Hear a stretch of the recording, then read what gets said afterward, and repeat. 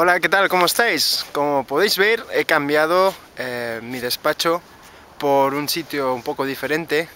He salido de excursión con mi perrita, que está aquí. Hola, Nuna. ¿Nuna? Bueno, está distraída con los olores. Y bueno, estoy aquí en un paraje que es bastante bonito. A ver si lo podéis ver un poco. Y nada, se me ha ocurrido que podría hablar un poco sobre cómo estar motivado cuando aprendes un idioma, porque eso es uno de los problemas básicos que tienen las personas cuando están aprendiendo un idioma, y es cómo mantener la motivación a lo largo del tiempo. Yo considero que hay dos aspectos, o dos fases, mejor dicho, dentro de lo que sería cuando estás aprendiendo un idioma. La primera fase es la novedad. Y la novedad te da mucho estímulo, o sea, te estimula mucho a continuar aprendiendo el idioma, porque todo es nuevo, todo es diferente, la manera como suena las palabras, las expresiones, no sé, eso te da un plus de motivación y de energía. Luego pasa cierto tiempo y hay una cierta decaída. Esta decaída viene ya porque ya la novedad ha desaparecido. Y cuando desaparece la novedad, vienen las excusas.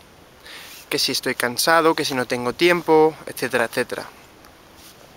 Este sería un punto un poco crítico, ¿no? Y es cuando mucha gente deja de estudiar. Entonces yo lo que considero que la primera fase hay que aprovecharla al máximo, hay que ser positivos en este aspecto, pero luego creo que hay que aprovecharla desde el punto de vista de llegar al punto de nivel en el cual puedas empezar a utilizar contenido real. ¿Y por qué digo esto? Porque cuando tú puedes utilizar contenido real y no contenido adaptado del idioma que estás aprendiendo, es cuando realmente puedes empezar a disfrutar no solamente del idioma en sí, sino del contenido. Por ejemplo, si a ti te gusta, vamos a suponer, no sé, la jardinería, te gusta la astronomía, te gusta la literatura, pues quizás puede estar bien de coger o de buscar podcasts o contenido, o libros o revistas relacionadas con el tema. Porque de esta manera no solamente vas a aprender el idioma, sino que también vas a disfrutar.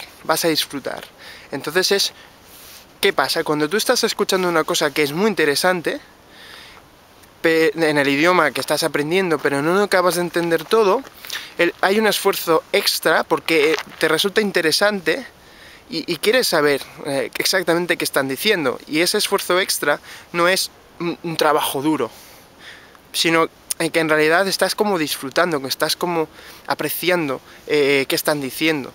Y esto es una de mis estrategias, entre comillas, o tácticas, que es precisamente siempre buscar contenido que a mí me interese mucho, porque de esta manera puedo pasar más tiempo aprendiendo sin darme cuenta muchas veces, porque muchas veces ahora mismo estaba escuchando un podcast de temas de salud y estas cosas, y bueno, estaba caminando, escuchando, y yo no estaba pensando que estoy estudiando inglés, sino que lo que estaba pensando es qué interesante es el tema.